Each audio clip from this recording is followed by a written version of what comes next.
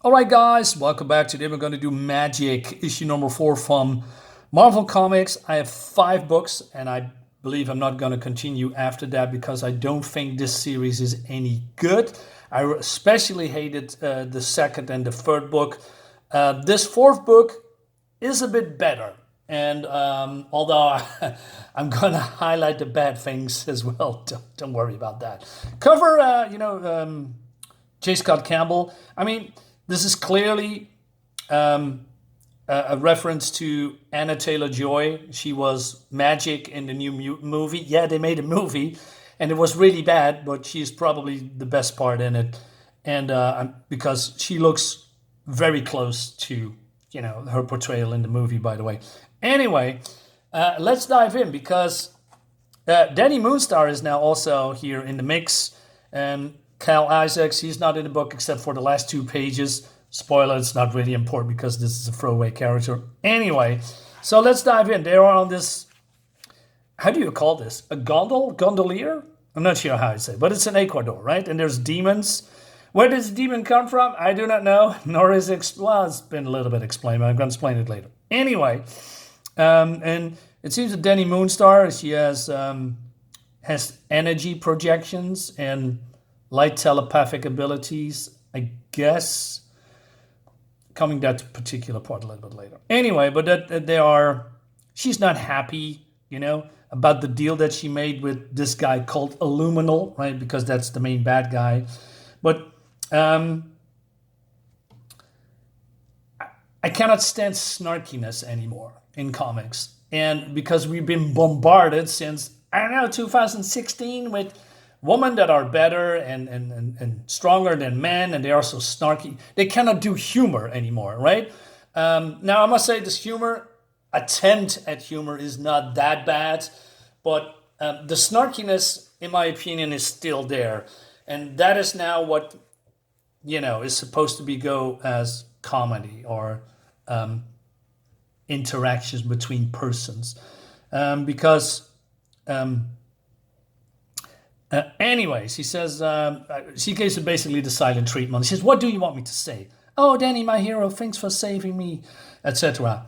He says, no need to be snippy. I like that, you have to call it out. So that's a good part in the writing. He said, we are best friends and I'm not your enemy, right? I am entitled to my own opinion. Good, that's a good thing. Yeah, sure. But she says, I don't know why you would allow him to destroy your mental barriers against Darkchild, right? And it also so Illuminal, this guy, gave her 3 weeks. I mean, you can read it here. Otherwise, and then if she can control the Darkchild, he would purge it from her. Of course, he's not going to do that. I mean, if not, Darkchild would rule by Liminal's side. But why would Liminal give her 3 weeks? Why not 24 hours or 5 years? Why not trap her in this dimension that she was in, the last issue, and then, I don't know, torture her, and then maybe she's gonna give up that particular part, and then he wins? But no, he just lets her go and gave her 3 weeks. Sounds weird. Anyway, but she says, you don't trust me. So they are basically bickering the whole time, right? But she says, I don't trust Darkchild. Okay, I can see that because some things that happened in the past when she was Darkchild, she became the enemy, right? I mean, there's a whole past with Darkchild and the New Mutants and the X-Men, etc. And, all right. But she says, hey, you know what? And basically she's constantly interpreting what Dani is saying to her wrong, and it makes her angry. She's angry all the time, right? Guilt builds in my stomach, both for my treatment of Dani and for making this deal with Liminal. I know I'm being unfair, but I can't see Dani see that Darkchild's strength persists. Then why not take her advice and let her help you in any way she can, right? Why do you have to do I don't need nobody's help and therefore I can do it myself? I mean, there's too much at stake, right? I mean, if you're losing, then Darkchild is gonna, then you're gone, right? Anyway, and I like this as well. So there's some teamwork here, and then she also, and like I said, she's constantly angry. Right? She is also not happy that Dani is now some part of a society of the external dawn, right? And she made her choice, etc. I mean, okay, now I'm coming. Okay, so this whole thing here, this Eternal Dawn Society, is part of this story. But I bet my whole life savings that this whole society thing that she is a part of, because they approached her because she has, I don't know, experience with magical beings and demons because of the ghost beer, demon beer that is hunting her family for years. That's why she joined. I think, but why don't the society ask people with magic powers to join the society, because stopping demons from invading Earth or something like that? Why would you hire a mutant with limited... Okay, but I like what I'm trying to say is that this whole society thing, after this series is over, and I don't know, maybe 5 years in the future when there is probably going to be a new Mutants 1 or maybe sooner, this whole society thing, when she is a part of, it's gone. It's never been talked about again. She is not part of the society anymore. And so this is more like a plot progression. Oh, we throw this thing in here because it has to be some kind of a plot point for her to be part of. That is the reason that she's going to help or trying to help Magik. Okay. Anyway. So it seems that the society's goal to prevent independent apocalypses, right? They are here to protect the seals. I mean, that's also part of the story. Anyway.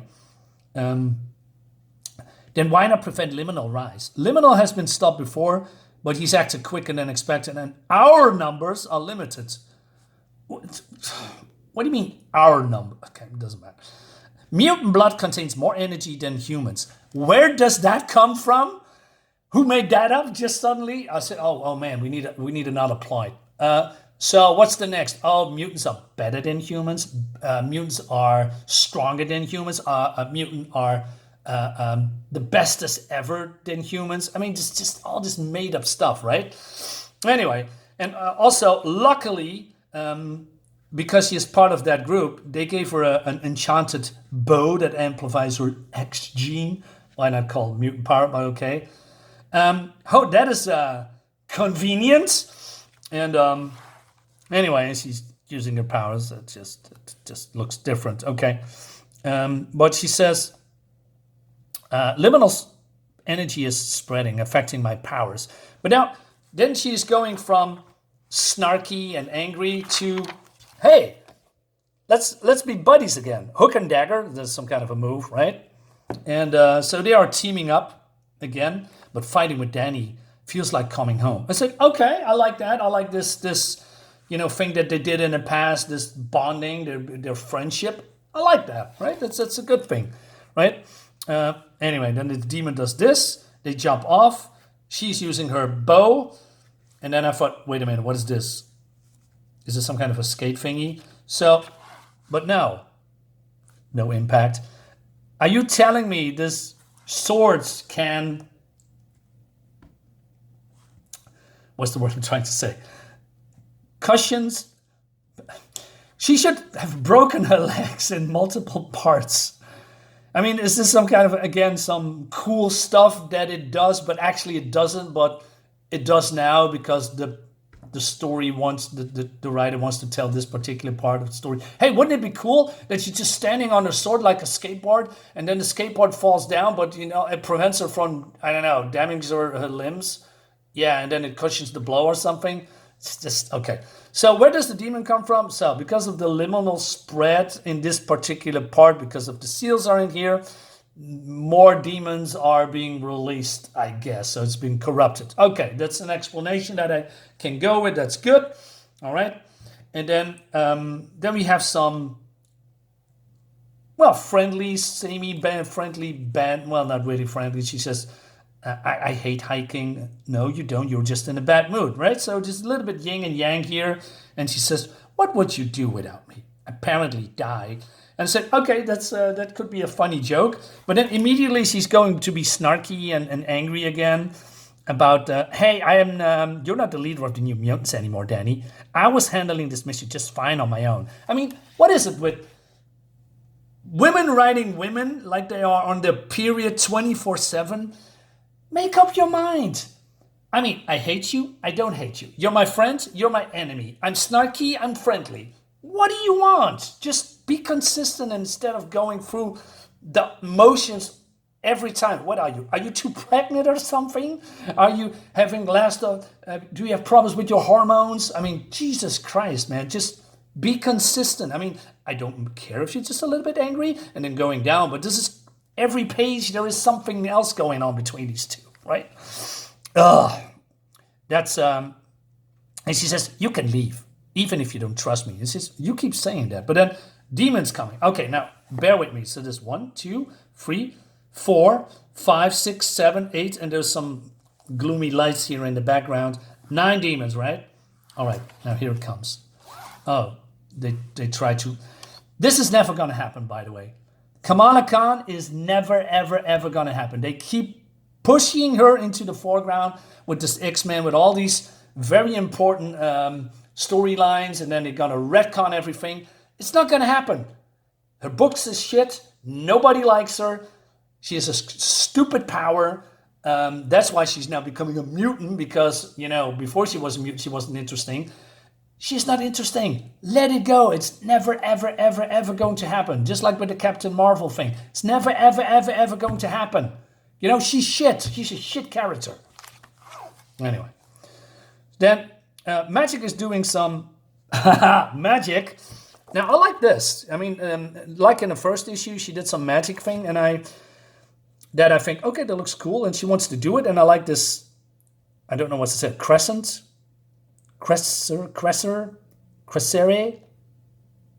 I don't know, but it doesn't matter. But I like this magical word like this instead of just mumbo jumbo, that we cannot read.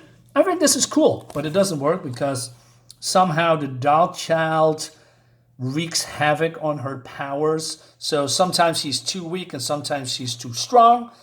I think, okay, that's okay. We have a weakness here. I like that. But then Dani does the magic thing with her bow again. Now listen to this. In this moment, Dani is a hunter. An animal's first instinct is to fear the arrow. With her mutant ability, Dani creates illusions of her opponent's greatest fear. And paired with her psionic arrows, how could the beast hope to tell which arrow is real, which to dodge, which to take? Demons are not beasts. They are demons. All right. So wait a minute. If these are some of them are real, but some of them are illusions, tell me why they're all dying. Because some of them are illusions. Therefore, they are not hitting the demons, and should have been, a couple of them should be still alive, but no, they're all dead. But how can it be? You just tell me that there is illusions, like not real. But apparently they are real. It's just this. Anyway, you're terrifying. Oh, that's the nicest thing you ever said to me. Like I said, just some jokes in here, but then, oh no. You might want me to leave Illyana, but I won't until we ward Liminal Seal. We need to figure out what's affecting your magic. So they are going a little bit back to the banter again. Just keep it consistent. Keep it consistent. Stop protesting. Think of the old times. Actually, let's not. Do you remember the trouble we got into? No. But since you are probably telling me that it is, so it must be real. But you don't show me that it's, the trouble that you've been into. I don't see it, but remember the thing that you don't see, Illyana? Well, that's here. I don't see it. Good. But then, all right, we have another demon. So apparently, according to the story, if I'm reading this correctly, this is a demon, a general, a general.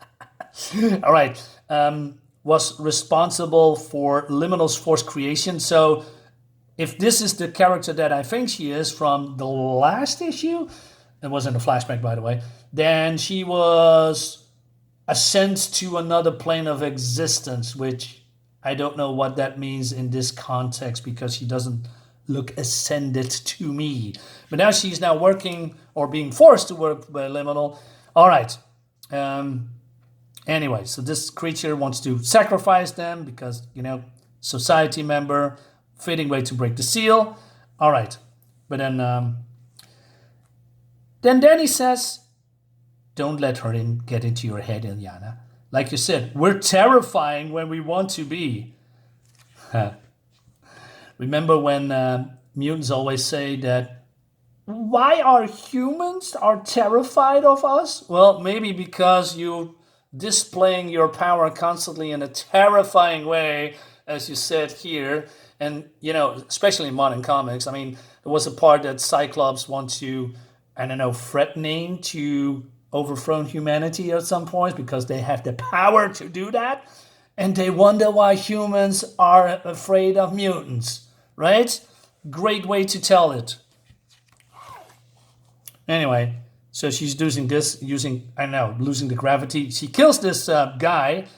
The blood spills on the seal. The seal is broken. She says, kill the others. It looks so weird. Anyway, and she says, Lumino cannot break free. And she is attacking, killing these demons. Then he shoots the other demons, but this general escapes. And and she is getting real angry because now that the seal is broken, her Darkchild powers grow, right? And, she cannot hold it at bay longer. Anyway, we always ride back here, don't we? Stuck in the same pattern, faced with our real self. But then he does the friendship thing. And I said, okay, again, I like that, coming back to a little bit to what's happened in the past, that they are friends and they have a bond, right? And she's, I do trust you, but you need to trust yourself. But then she sees her, demon visage, and other demons are coming through this portal. She rushes in, kills them, does this, it looks cool. She's basically challenging Liminal, and she's using her powers to ward the seal, I guess, so that it's closed. And so the Darkchild is, said, hey, we're not done. The Darkchild is getting more and more influence over her. I don't believe Dani Moonstar can see what she is seeing. Anyway, she says, remember, you are in control, right? I'm glad you are here, Dani. I missed you, Yana. Nice. Love it. Nice. Like it. But then we go to, what's his name again? This loser, Cal Isaacs. He's also part of that. This is the banter between, not banter, the conversation between Illyana and Moonstar, right? And talk about that they are friends and that they are trusting each other. And then finally she says, hey, I don't know how much I can do this. And she says, we figure something out. She's talking about the Darkchild, right? And she's also displaying a little bit of her emotions, of her weaknesses and her insecurities. That's good. That's good. But then she's talking to Cal, there's also part of the society. And but then things are going a little bit different. She says, so that they don't believe in disasters. They doesn't believe in disasters that never occur, but they work to prevent them or bring about their end, ushering a new dawn. Cal, Illyana trusts you and I trust her, but I do not trust the Darkchild. I have no clue how much influence it now holds over her. And she says, you need to spy on her, right? He says, why are you doing this? She says, I'm one of her oldest best friends. But that means I've seen her lose herself to Darkchild despite her best efforts. I've seen the consequences, right? And he says, why would you tell her, right? You want the same thing. No, I can't. Illyana's too independent. She misinterpreted my intent. If she ever heard me say this to you, she never trusts me again. This is a good cliffhanger. This is good. This is really good. You see the emotions on the face of Illyana. She feels betrayed. I like that. This is cool. This is really good. Probably the best thing of this whole series. But on the other hand, I have to go back. I'm nitpicking. She says she misinterpreted my intent. But Illyana is hearing her saying that. So although she's probably feeling betrayed right now, she must know that this is not her intent, right? Because she heard everything. Even that Dani Moonstar really wants to help her, right? So I want to know what's happening in issue 5. If she is saying, "Oh, you're not gonna trust me," well, she doesn't, but still, right? She knows she's trying to do the right thing. But I can imagine that her emotions is now taking over. That maybe Darkchild is have influence over her, and that since she is a little bit angry all the time, that has consequences. This is a good cliffhanger. I mean, I have to give credit where credit is due. I think the story is shit, in my opinion. I think Lumina is just a stupid character. But overall, yeah, I like issue number 1. I like issue number 4. But still, the story is not that good. But this is good. Or this is better. That's what I'm trying to say. All right, guys, let me know what you think in the comments. I see you next time. Bye-bye.